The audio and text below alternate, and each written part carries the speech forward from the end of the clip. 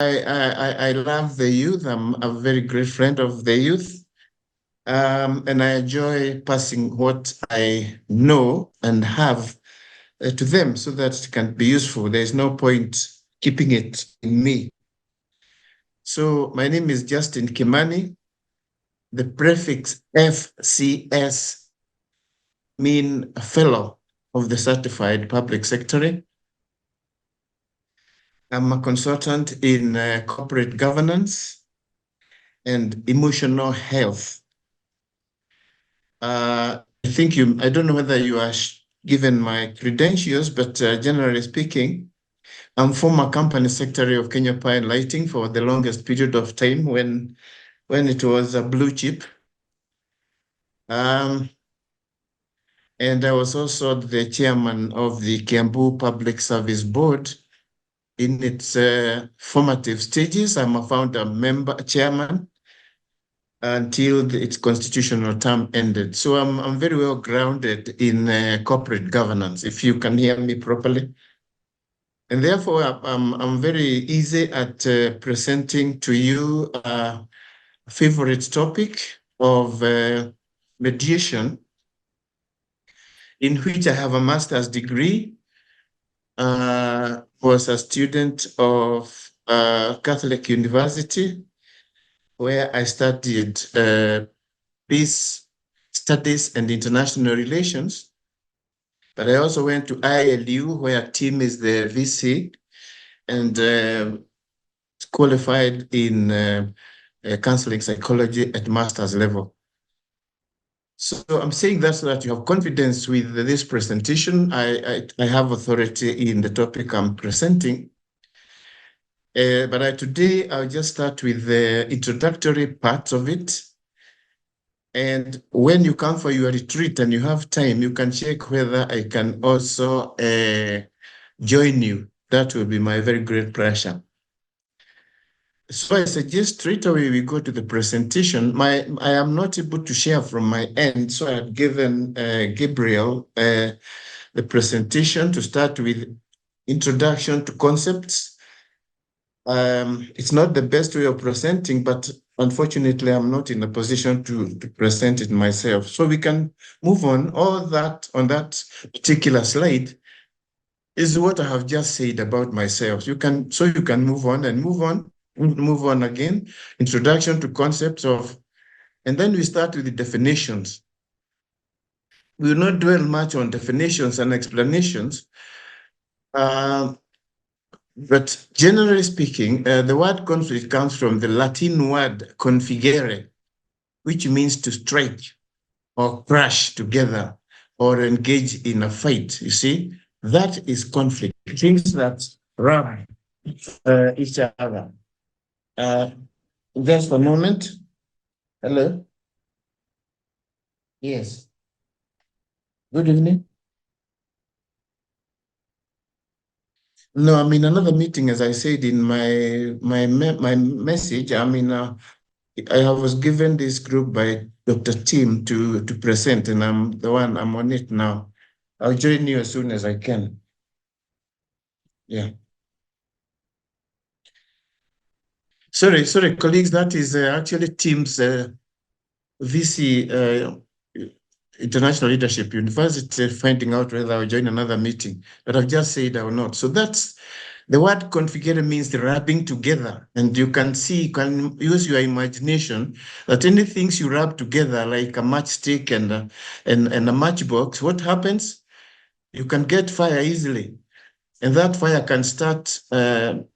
That spark can start a lot of fire and can burn the whole house or the whole land or the whole savannah. So that's the meaning of the word conflict. Let's move on. It can also mean a confrontation between people. It means confrontation between people or parties aspiring towards incompatible or competitive means or ends. That's a conflict. Conflict may be either manifest, that means it can be easily noticed, or it can be recognizable through actions or behavior, or it can be latent.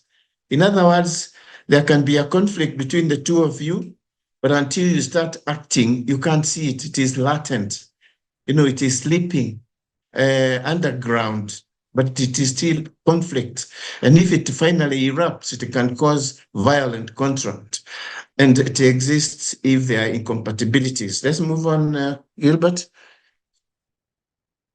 I hope I'm being heard properly. So, Yes, we can hear you. from a global perspective, there are three forms of conflicts, which may be identified as interstate, that is between nation states, like we know of some states which are in conflict, fighting, like for example, Israel and then Hamas. It can be internal conflict among and within a state. Like we have conflicts, if we have conflicts in Kenya between communities, that is internal. And we can have conflicts which are called state formation, which are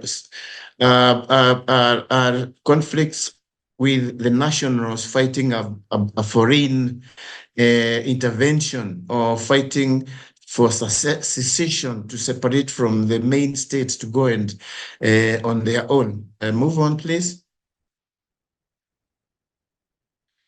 Yeah, it means a discord. Conflict means a discord, some hostility or argument about something, some antagonism, strife, all those words connote conflict. And then I know when you read these notes later on, when you have time, you'll understand them better. It can be a struggle or competition. Yes, struggle or competition between two or more people or parties. Please note that conflict has to be between people, two people or more, or groups of people.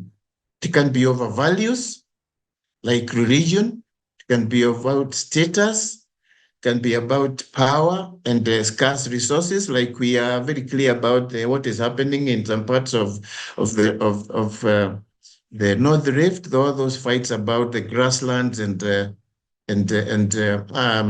animals. All that these are conflicts about scarce resources. Moving on. So these are further definitions. It can be defined as any situation in which goals, people's goals or groups' goals are incompatible. Can also be up to different attitudes of different people or different groups. Can be a difference between emotions or behaviors. All right. They lead to disagreement or opposition between two or more parties. We've said that. Let's move on, please. These are all explanations. Now, because of the nature of conflict, they can be viewed as or interpreted in three ends, which are called the three ends of conflict. That is because they are natural. Conflicts are natural. They are normal. They are natural because they happen everywhere between people, between animals and people themselves. They are normal. They happen anywhere. There is no avoidance. They cannot be eliminated. And they are neutral. They don't select, as we shall see later on. They don't select the status of anyone. Conflicts. I can remind you, and I hope we have that picture later on, of that attack which a member came from the crowd there and attacked the former prime minister in some parts. I think it was in Malindi. They were enjoying themselves, and this fellow came with a whip and started whipping all of them there. So it doesn't choose, it is neutral. Conflict is neutral. And they started a long time ago during a creation, and we have lived with them. And they will be with us for the rest of our lives. One of the things we shall be saying is that they cannot be eliminated. Move on, Gilbert.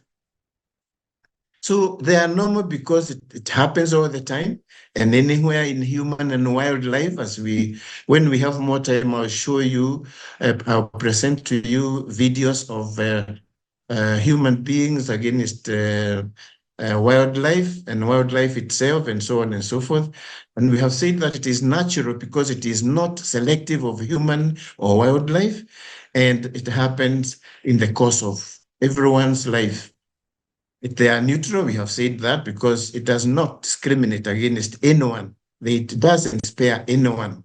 There is no one who has life who does not experience one form or the other of conflict.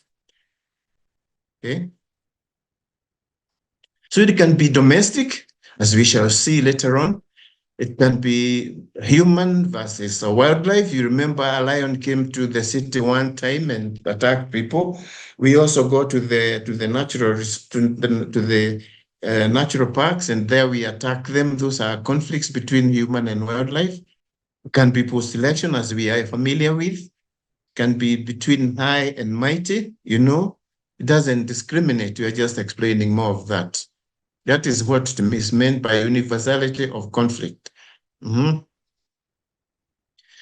I want to remind you about this couple.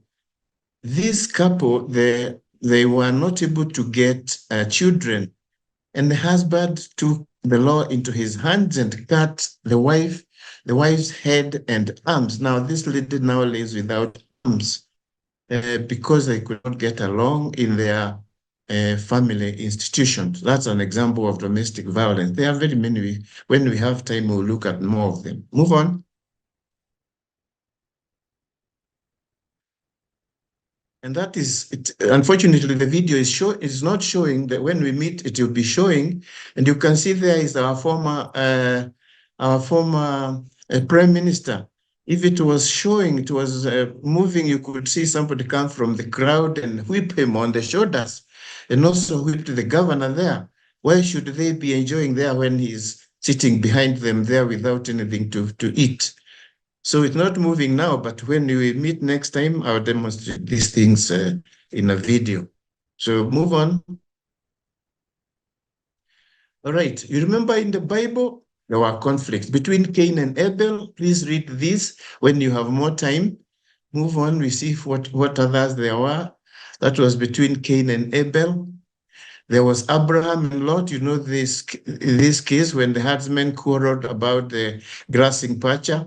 Abraham took the initiative and suggested that Lot's and Abraham's sheep should separate to different pastures. There's a way of conflict management, that one, which we shall see later. And you can prepare for the conflict so that if you read that Genesis 14 to 16, you see that sometimes you can prepare to avoid conflict, and it is wise to do so. Move on. Right, that's further conflicts in the Bible. Please read them when you have more time. And when we face conflict, it is worth stepping back to see whether we and our enemies have common goals that are bigger than our differences, and appeal to these differences so that we can work for a settlement and work together instead of later on, when we have more time, we'll talk about dialogue, and dialogue is the lifeline, is the lifeblood of conflict management. Moving on. So for causes and effects of conflict, for a conflict to arise between parties, there must be causes. What are the causes? And those causes must have effects, like causes and effects. For example, of causes is differences in goals. We have already stated that, or interests, or tastes, or priorities, or opinions, allegiances, alliances, affiliations with different countries, relations, and behavior. And examples of effects is the conflict resulting to deaths, the strained relations between families, spouses, siblings, and so on. They cause delayed action. They cause deteriorations. They cause separations.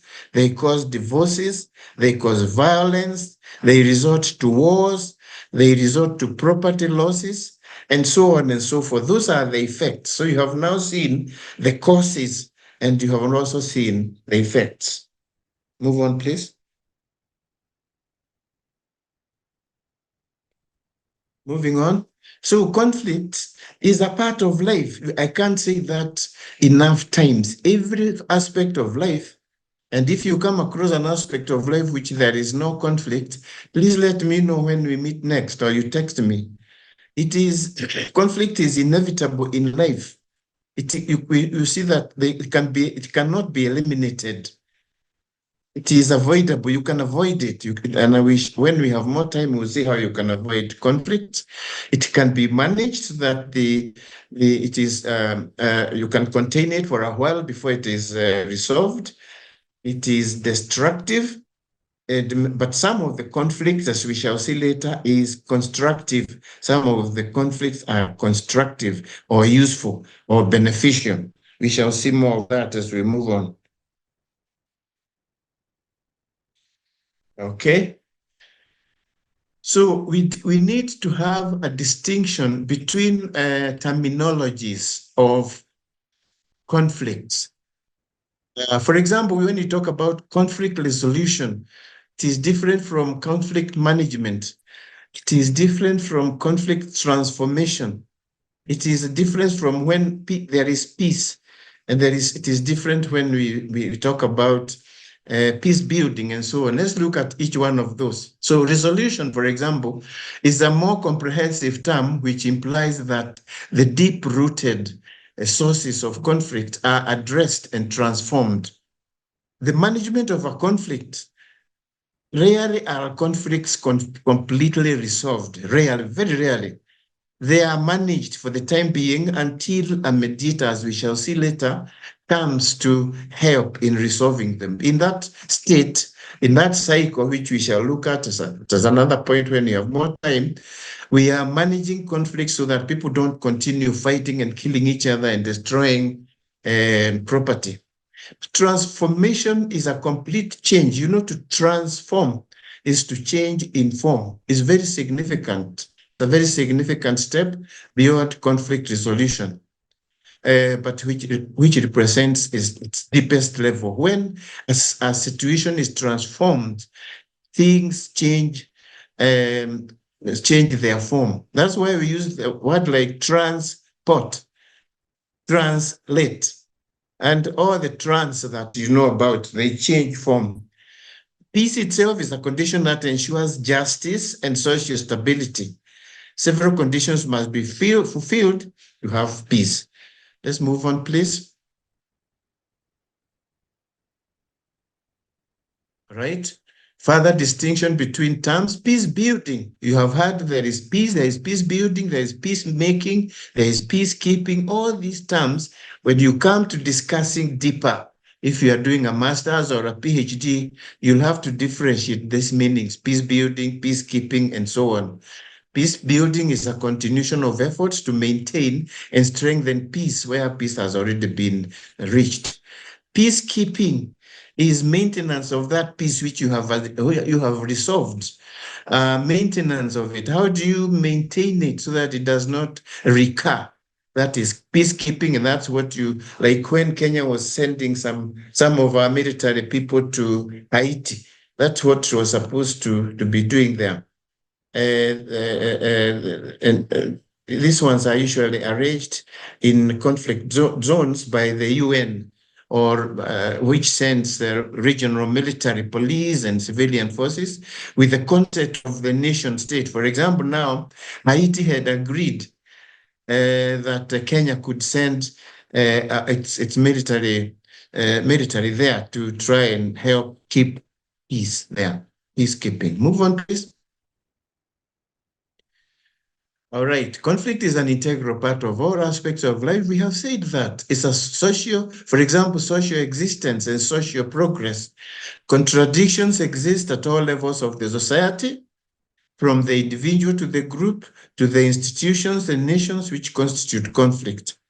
Conflict is a characteristic of human existence. I want to emphasize that in whatever aspect of life you look at, there is an element of conflict. What matters is its intensity, it is seriousness.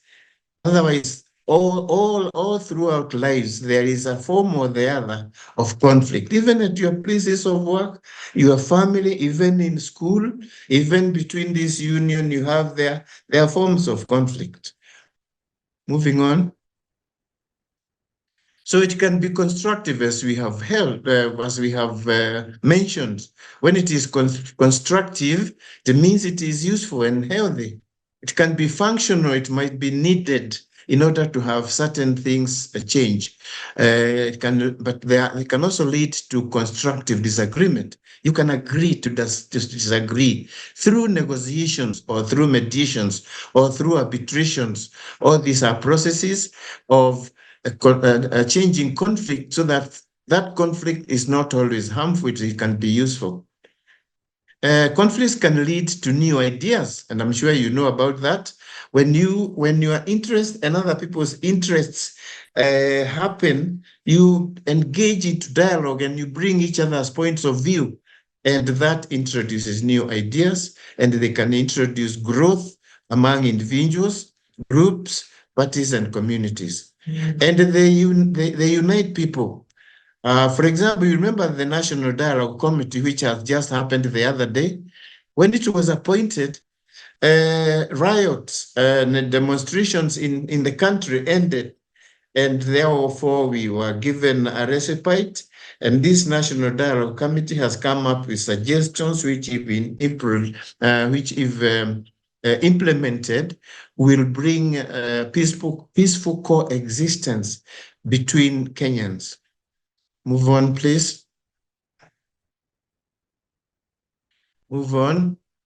But they can be destructive. Conflicts can be very, very destructive. I'm sure all of you, even though you are students in university, might have read or heard about the post-election violence, which was there in 2007, 2008, as a result of contested elections. It can also be between departmental heads or staff, spouses, siblings, groups, communities, and so on. Then they can shift focus from the work situation to other attentions. Their origin is usually emotional or behavioral.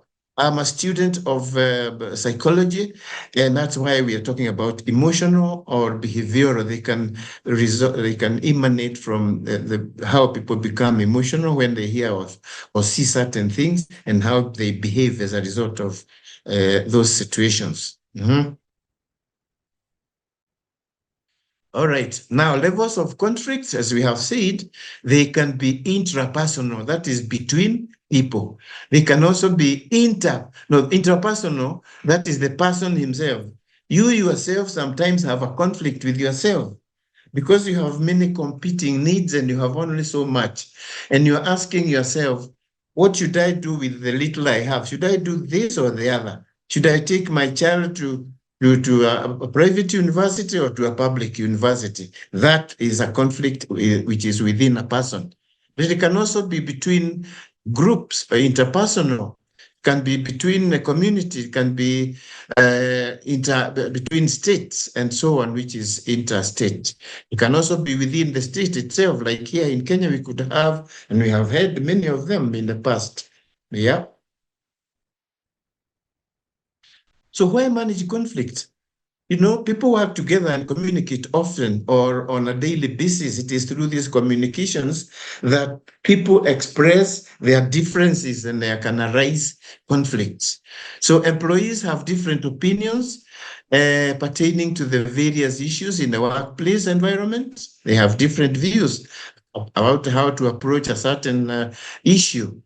The differences in opinion grow and become personal and start affecting the workplace. That's about the workplace for those of you who work. I hear there is a Mheshimiwa there. I'm sure he has this experience even at the assembly, whichever assembly that is. If it is in the county or it is in the National Assembly, you know that those discussions are also forms of conflict because of the different ideas and ideologies.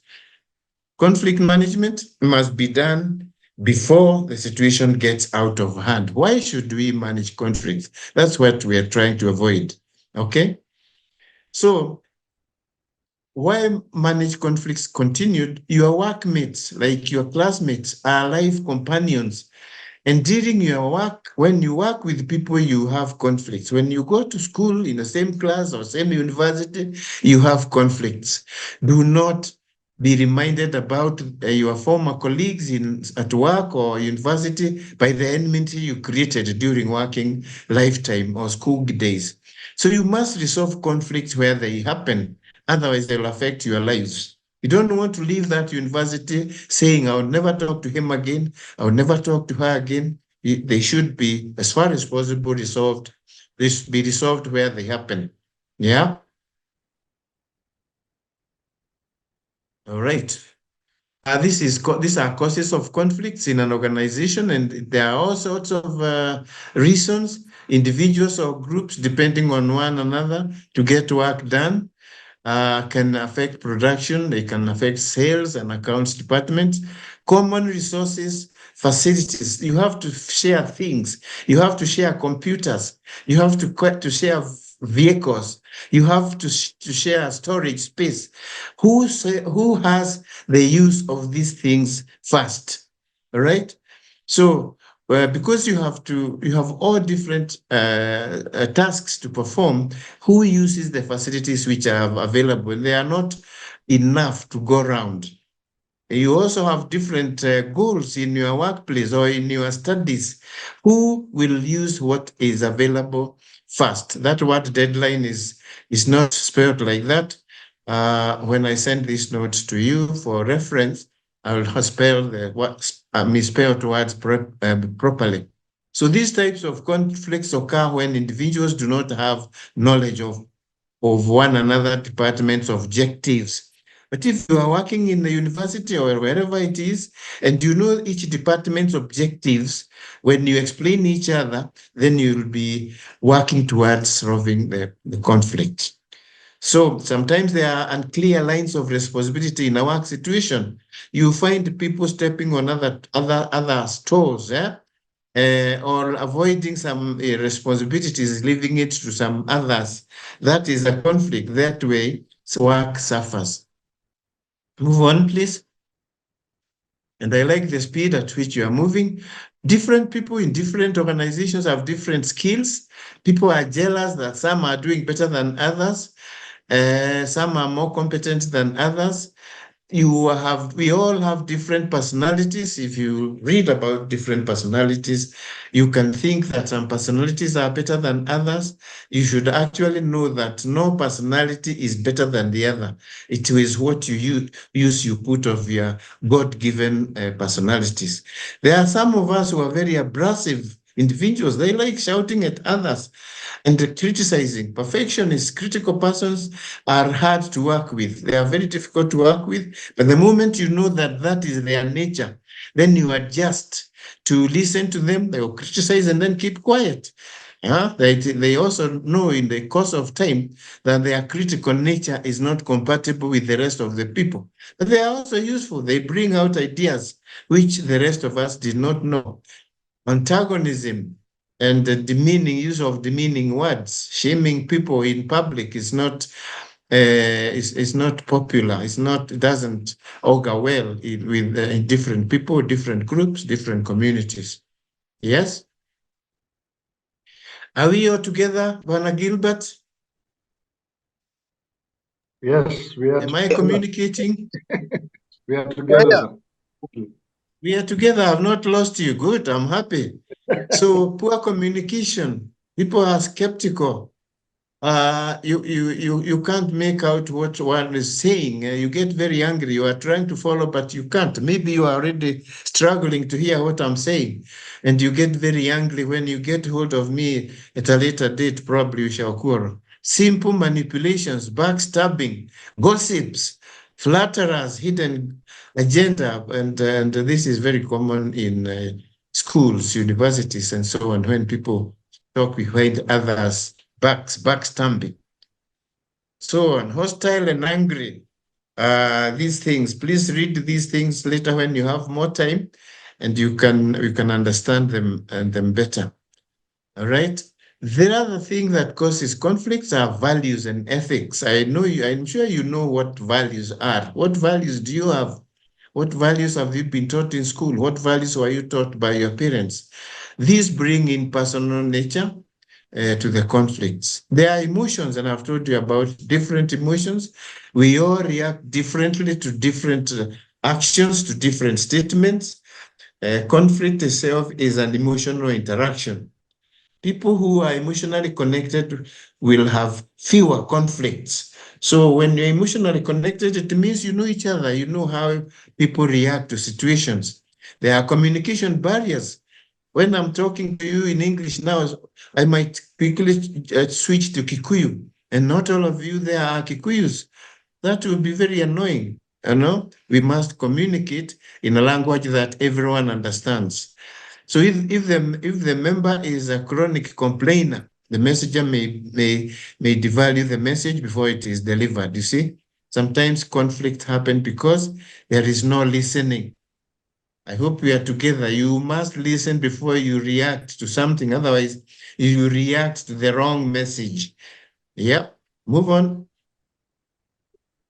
You see, personal factors that cause conflict, lack of appreciation of each other's contribution towards the whole, lack of others' contribution. Everyone has a contribution. Listen to him and critique it in a friendly manner, but don't fight about it. Lack of respect for the lower level of workers, that is very serious. Everyone in our situation, whether it's a sweeper or or a cleaner, they are no longer called these names. They are now called engineers, rodent engineers. The people who catch rats in your compounds are now called rodent engineers. You know, they like it that way. Don't call them rat catchers. Lack of appreciation of the value of of lower level workers. Okay, do not ever reprimand anyone in public. If it's your child, if you have children, if it is your sister or brother, do not reprimand them in public. They become very emotional and you can start a physical fight. Please, let's move on. Now, these are, have you jumped something? These are styles of conflict management. We shall not go through them in detail, but one of them is avoidance. If you keep avoiding solving a problem, it's going to be bigger. It will explode. Don't avoid resolving it, okay? When we are together, we shall go into details and see how instead of avoiding it, you resolve it as it happens. Don't wait and hope that the person you have a conflict with will forget. No, especially ladies have a very permanent memories. Be careful, men. They will remember 10 years later what a man did. And a man will also remember something he saw with his spouse very many years ago. Memory. So sort it out now and then you forget. Move on. The other style of management is trying to accommodate one another. We all live in the same compound, in the same country, in the same province, in the same everything. Be accommodating. Please read that text when you have more time. Yes, move on. You can compromise issues, listen to one another, give and take. The strategy of conflict management in the workplace is the right mix of assertiveness and cooperation. And there is a very thin difference between these styles, really. And there is no one which fits all. None of them fits them all. It depends on the nature of the conflict, depends on the people involved, okay, and the circumstances and the environment in which the conflict has happened. So don't say that, oh, I'll be compromising my conflicts. No, it's not an answer. You can even, in fact, combine some of them. You can avoid it a little, then you try and compromise, and then, one at a time. Study the conflict very well. And who are you? Is it between you and your friend? Is it between you and your fiancé? Is it between you and your spouse? And so on and so forth. One or two more, and we move on. Collaboration. You see, a situation in which the issues may be resolved. Both issues are important. So look at each other's cause of getting into that conflict and try to collaborate to help one another. collaborate, you know what that means, to help one another resolve it. Yes, make progress. Competition. Have you ever seen cocks fighting? And they fight over a hen, and there are so many hens around. And they fight and fight and fight. Then they stop. They look at one another. Have you ever seen that? And they wonder, what are we fighting for? Both are breeding already. Yeah? And they walk to different directions, but before they go very far, they come back to fighting. Huh? If you are there, well, what would you advise the cocks? There are many. Just go and pick one more. So they fight until they injure in another. And if you remember, if you have grown up enough during the post-election violence, we killed one another, right? We really did killed one another.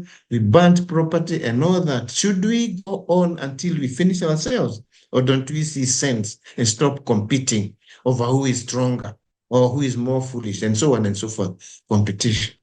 Okay, move on, Gabriel. All right. So we have finished about conflict itself as conflict, concept of conflict and conflict management. So, but what is conflict resolution? You remember your topic is conflict management, conflict resolution, and mediation. So this is a little bit about conflict resolution. And we are seeing that a variety of approaches aimed at terminating conflicts through the constructive solving of problems, distinct from the management or transformation of conflict. Remember what we said about conflict management and conflict transformation? When a conflict is resolved, it is almost ended. And you have to start peace building from when you have resolved conflict. So you manage first, then you go into details to resolve the differences. So conflicts in question may involve interpersonal relationships, labor management issues, business disagreements, intergroup disputes, warring nation states, or international disputes. So please see the difference between conflict resolution and conflict management. Conflict management is a lower degree of dealing with conflict. Conflict resolution is a higher degree of conflict, dealing with conflict. Moving on, and we see what conflict transformation is. That is more of conflict solution. I think we can move on to conflict transformation if it is there. Yeah, conflict transformation. And I have already explained that conflict transformation causes complete change to people's mindsets, to people's views, to people's thoughts, people's behaviors. It's a change, a complete change, so that you might find even people who have been fighting and killing one another, when their perspectives are transformed, they start holding hands, they start sharing things, using the same transport, attending the same hospitals, going to the same dispensaries, marrying, intermarrying, something which was not happening when there was a conflict. That is the difference between resolution and transformation. It even makes people forget the injuries they had suffered during the conflict. So we can move on to another slide. Yeah. So again, here is what factors that you need to consider when choosing a conflict management style. Between all those styles I have proposed, what is the issue at hand? Okay, what is the relationship at hand that is going to suffer? The timing of it, the power equation of both the parties in mind. See, you have to consider some factors, and please critique this as you read these notes further to decide which of those styles you will adopt. None of them might work on its own. Please move on, Gilbert. And that brings us to the conclusion of that particular part. Please note that we have just scratched the surface. These are very deep topics, And I would like to have 2 hours with you because you need to understand conflicts, which are part and parcel of life, to be able to live and work with others. Move on.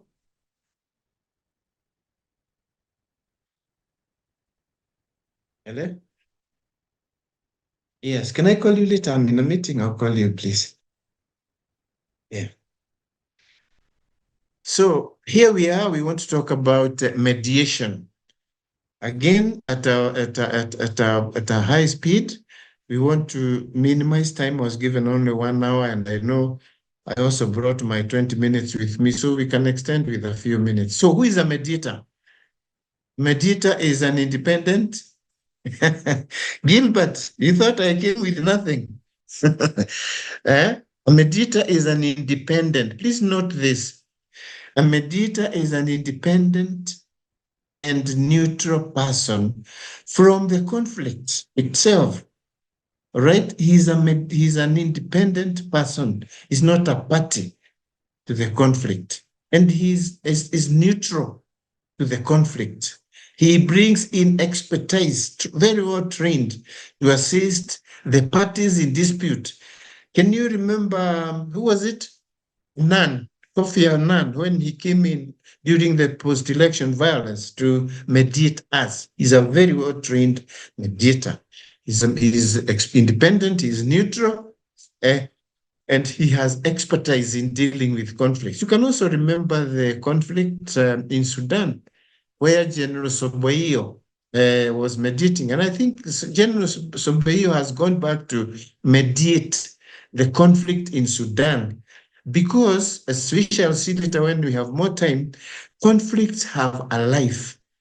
And if you do not implement the agreements properly and institute peace-building measures, that conflict has a life. And it just goes into the ground. If you don't build peace, it will resurface and it will come out stronger than before. That is very important for us to note, even at this stage. A conflict has a life. And if it is not well managed, it can come back to hurt more. So mediation is an opportunity for parties in dispute to resolve their differences for themselves without involving the judicial process. That is very, very important. And even before we get to other areas of mediation, if you remember cases which have been pending in courts for years and years, especially about land, those are cases which mediation would solve by bringing the parties to the dispute together. And what takes years and years can take even just a week or 2 weeks at most.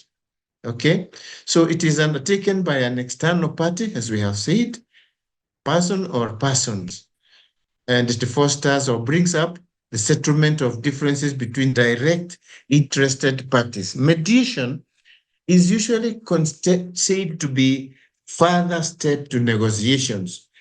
When negotiations fail, if you negotiate with somebody and you fail to reach an agreement, you invite a mediator to come and reason up with you, not to judge as the courts would. Courts deliver judgments.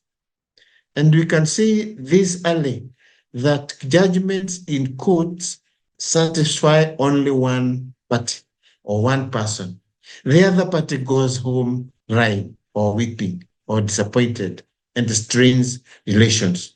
So mediators are able to operate neutrally, even though they might have a general interest in the resolution of the conflict, of the given conflict or dispute. When you study mediation deeply, you come across something called leverage. Maybe we'll see it further down.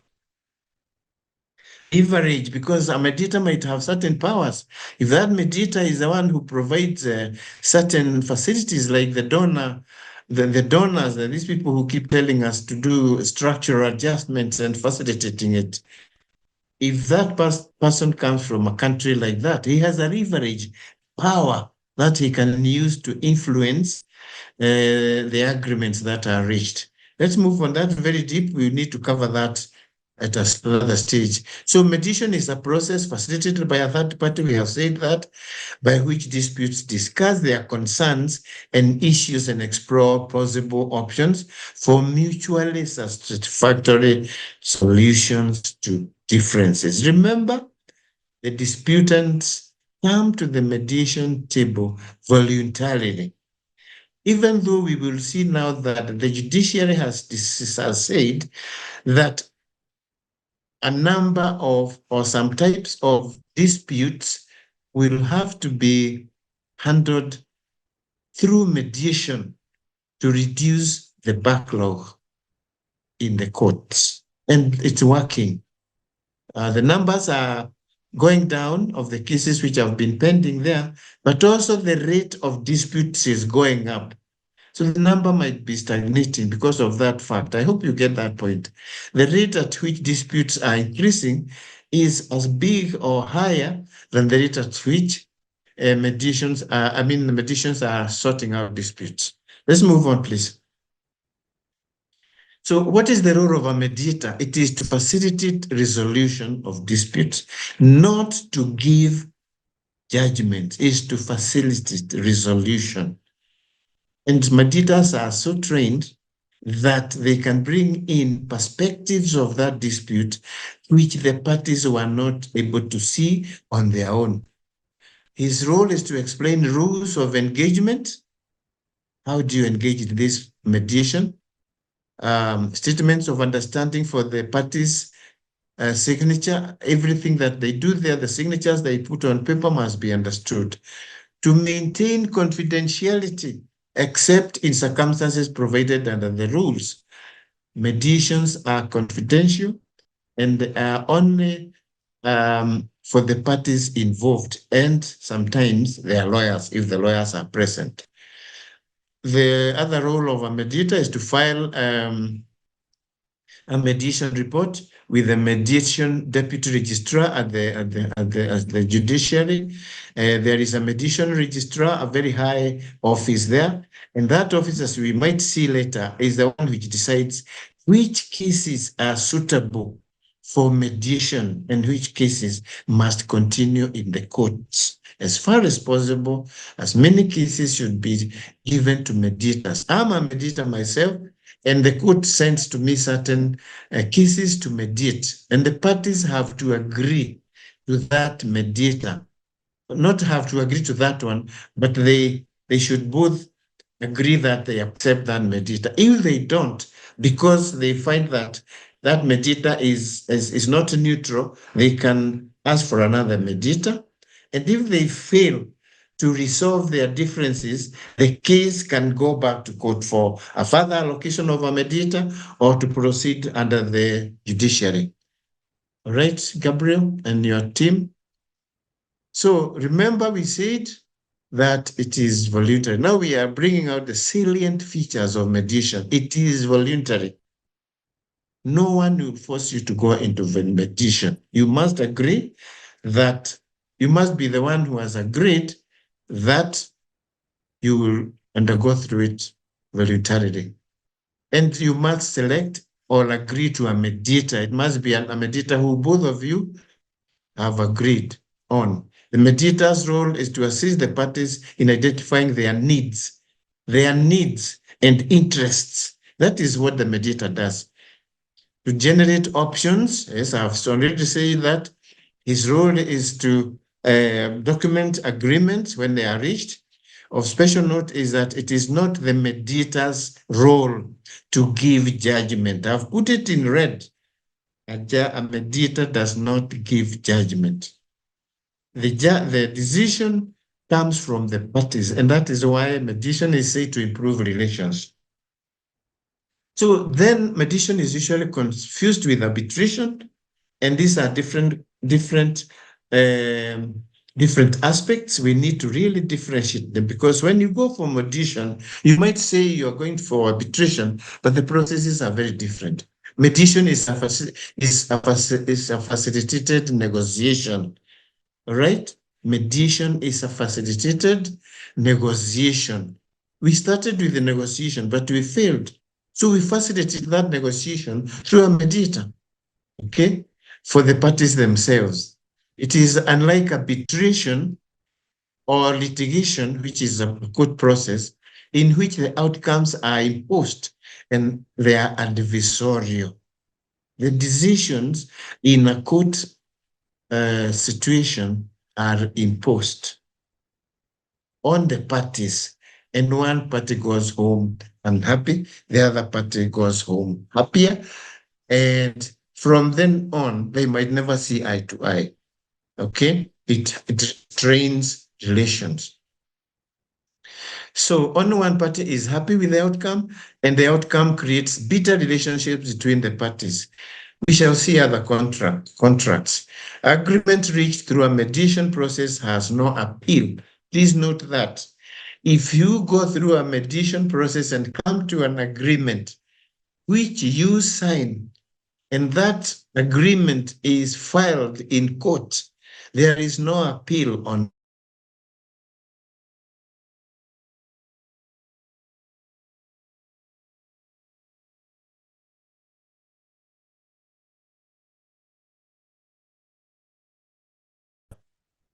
that. You do not like the findings.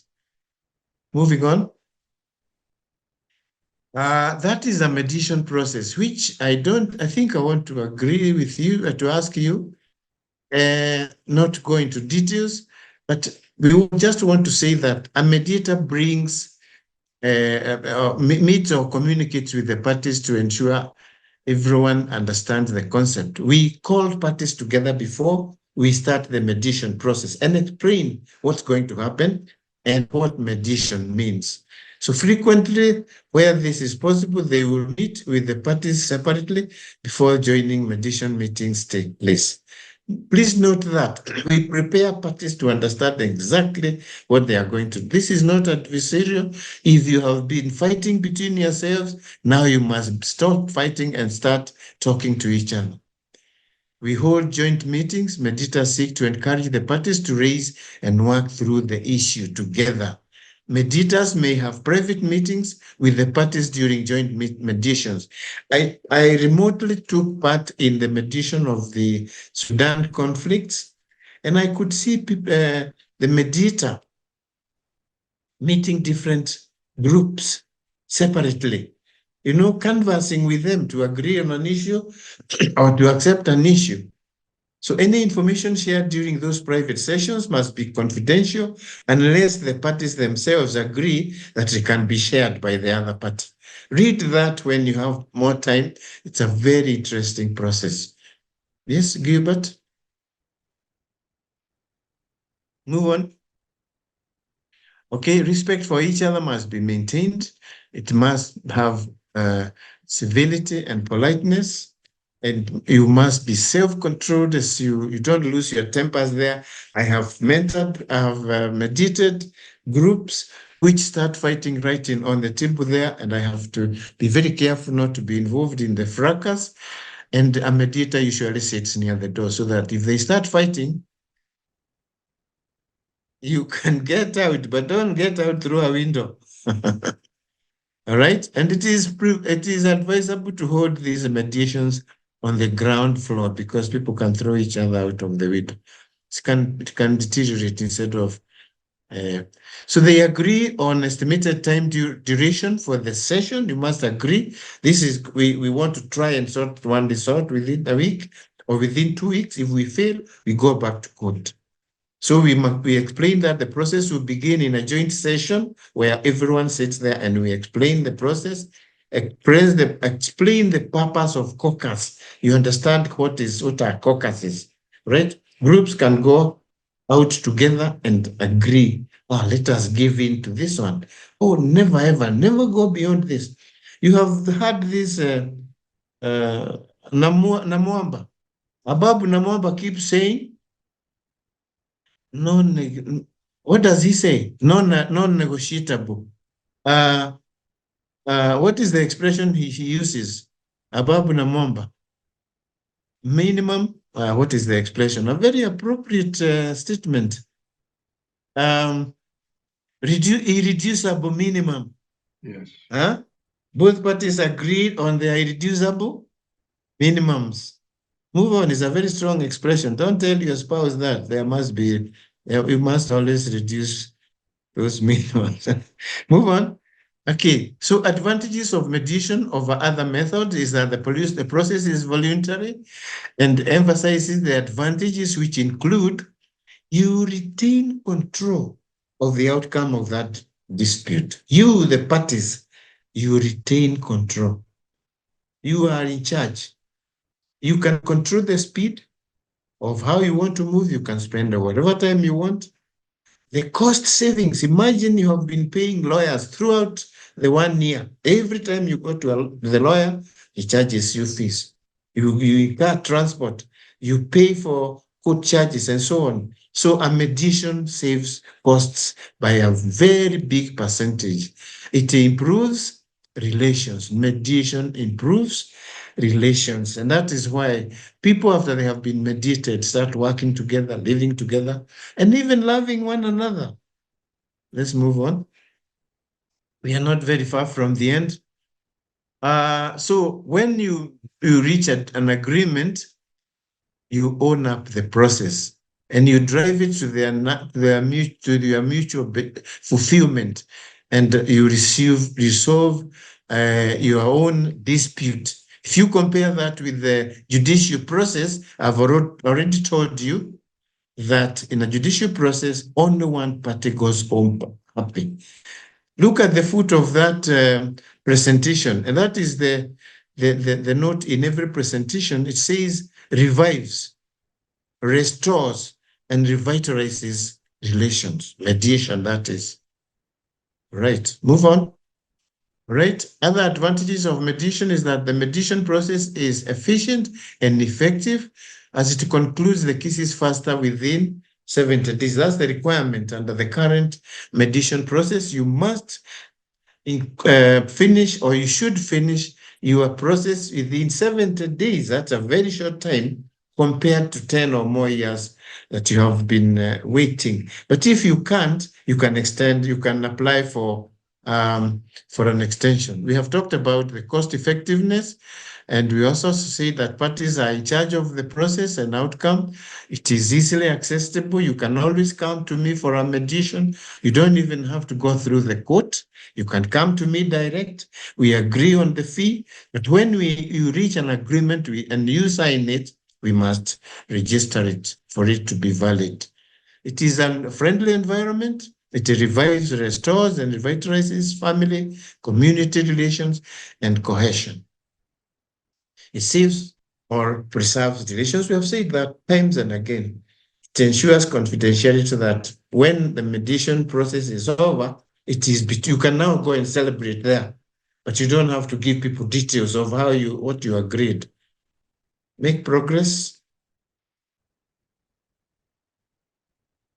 So those are advantages continued, and it is saying an opportunity to strengthen the individual's relationships by fostering both mutual recognition and ultimately to bring about genuine change in communities, societies.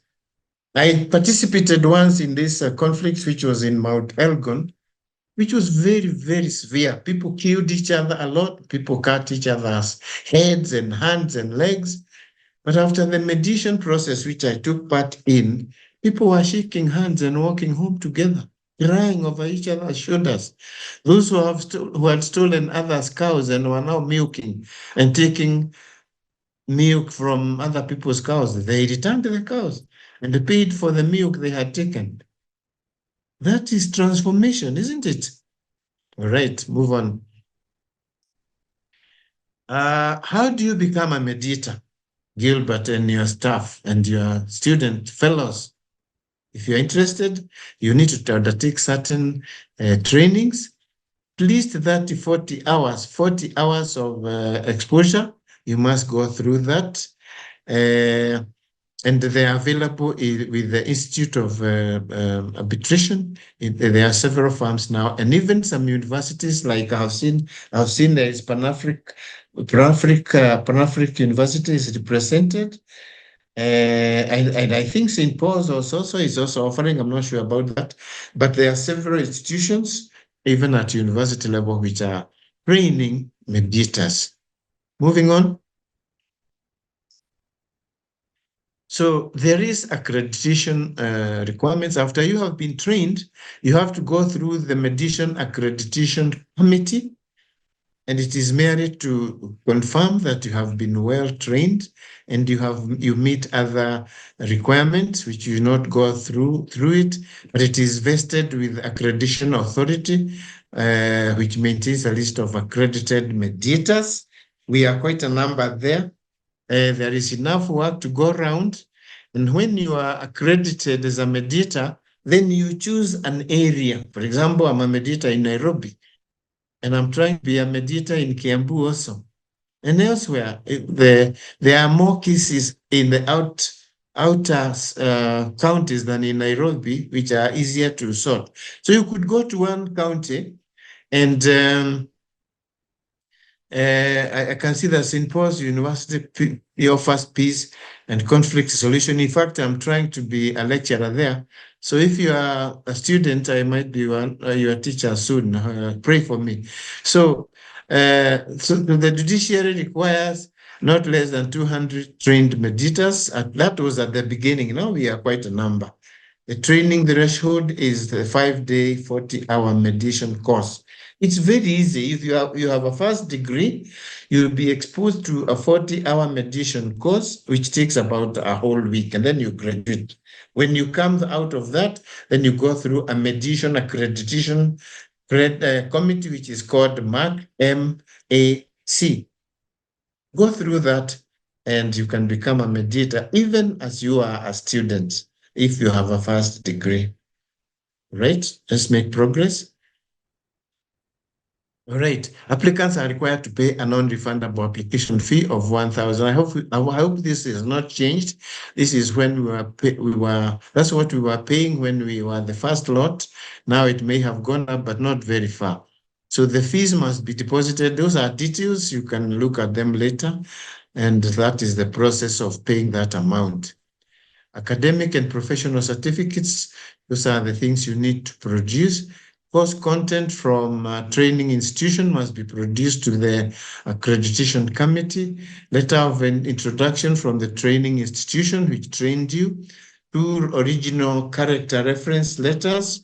And I believe I hear now that you must sit with me as an intern so that I can give you a letter to say you have what it takes to start mediating people. And that is necessary because you make very critical decisions between parties and you improve their relations. So you must be very well trained. All right. Moving on. So we have types of mediators. Mediations, and these are just the ones we have talked about.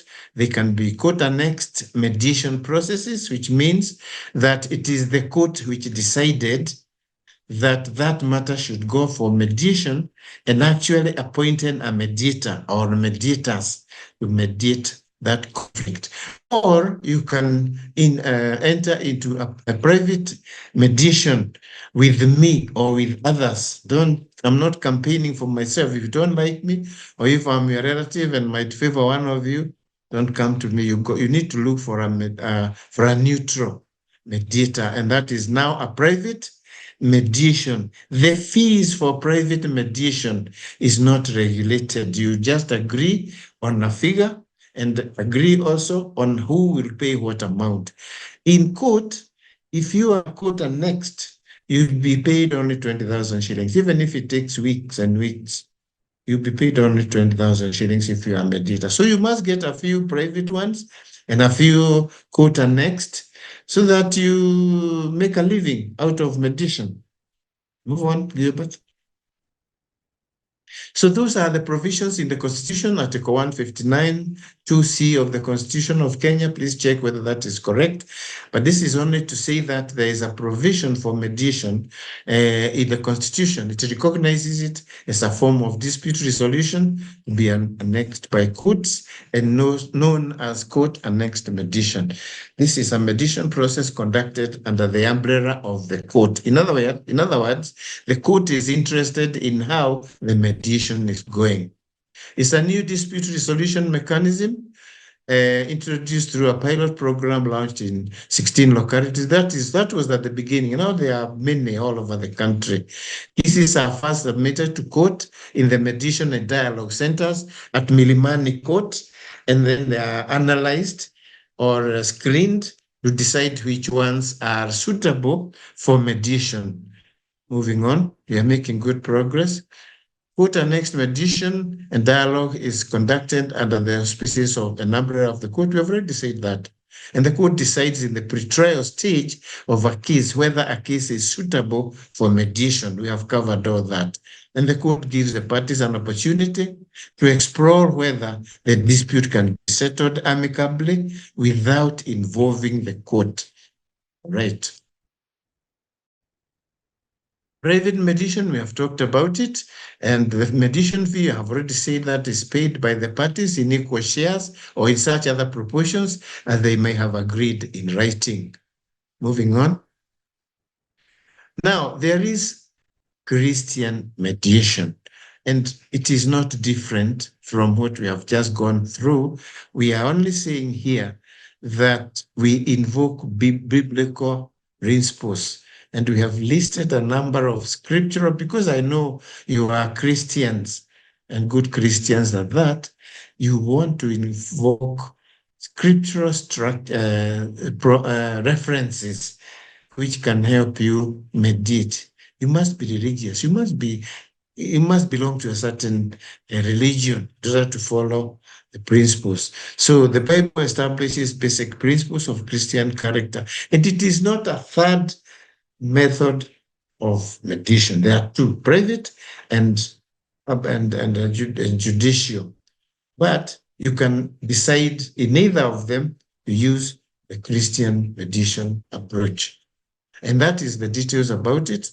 This mediation involves us asking a third party to not connected with the conflict, to become involved. We have said all about that. What we are emphasizing here is that we invoke biblical principles. Let's see what is further down.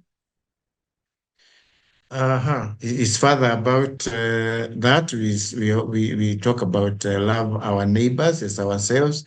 Your neighbor is not your neighbor in the next house. Your neighbor is your student friend. Whoever you live with is your neighbor, and people you share life with. The responsibility to pursue righteousness.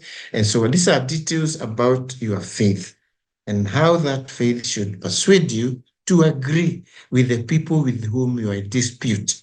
You read the scriptures, and I think we have listed them further down there. So let's move on. All right. We as mediators, I'm a Christian mediator myself, and I'm as concerned with the reconciliation as the parties are. We are very keen that what we start talking about works for us. And that is my own note in blue. I'm saying that Christian mediators are as concerned with reconciliation as the parties are. We don't want to mediate you and leave you still fighting. We pray about, we start with a prayer. We can pray mid-course in the mediation process. And at the end, whatever the outcome, we also pray. Yep. All right. So Christian mediators are sensitive to where parties are in the mediation process. They will work in a way which is respectful of each other's parties' beliefs. And what kind of mediation should Christians use? Move on, please. All right, that is a list of the scripture references. Please look through them when you have more time, and also read them.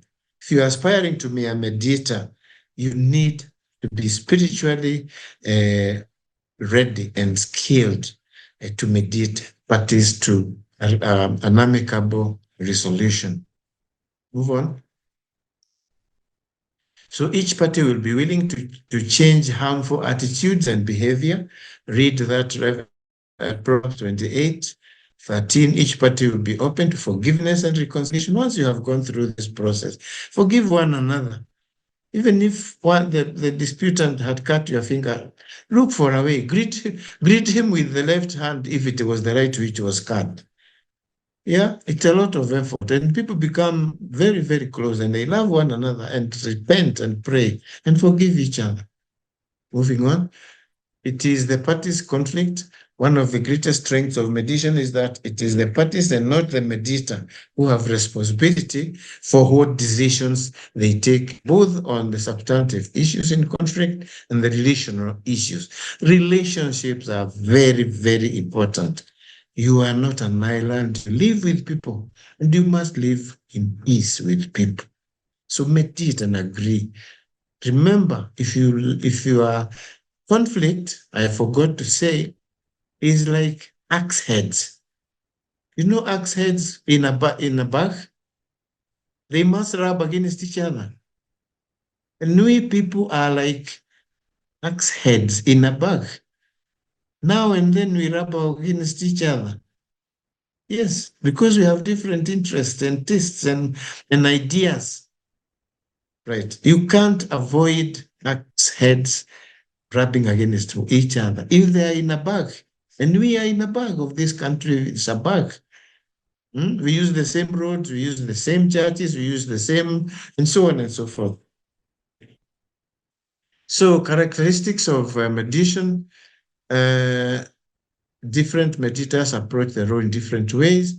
No one way is right for all. That's what we are saying. It is important that the parties understand the approach to be taken by the mediator of their conflict. So below are the characteristics which a mediator must have, and we can look at them very briefly as we move on to conclusion. It must be impartial. We have said a lot about that. You must not favor one group. Let's see what is further down. Beyond impartial, you must be neutral. We have said about neutral. Perhaps now you are wondering the difference between mediation, neutrality and impartiality. When you critique those two, you will understand better. Neutral, you are not, you have no interest in either part in the matter itself, which is in dispute. If you are impartial, you are not favoring either party. Right, move on. What else must you be? These are examples of cases which are suitable for mediation. There are many more than this: land cases, labor law, child custody, and so on, and many more cases.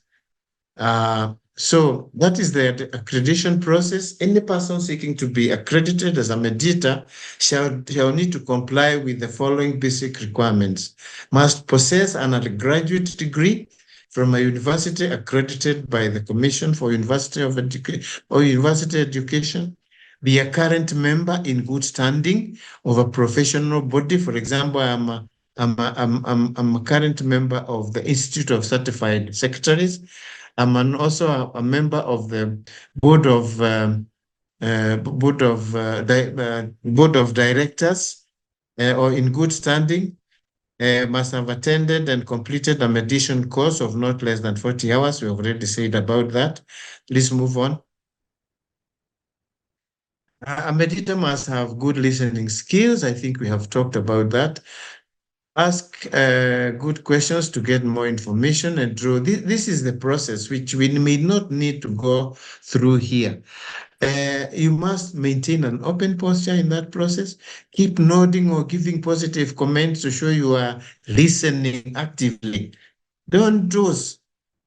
Once you have prayed at the beginning, don't keep dozing and appearing to be praying again when actually you are dozing. As you take notes, keep your focus on the speaker.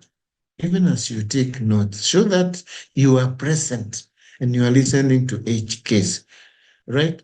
Be good at reading body language. When people start fidgeting and looking outside the window or dozing, be careful that they are getting tired and give them a break. Summarize what they are saying by repeating what they said in your own words. Listen to that.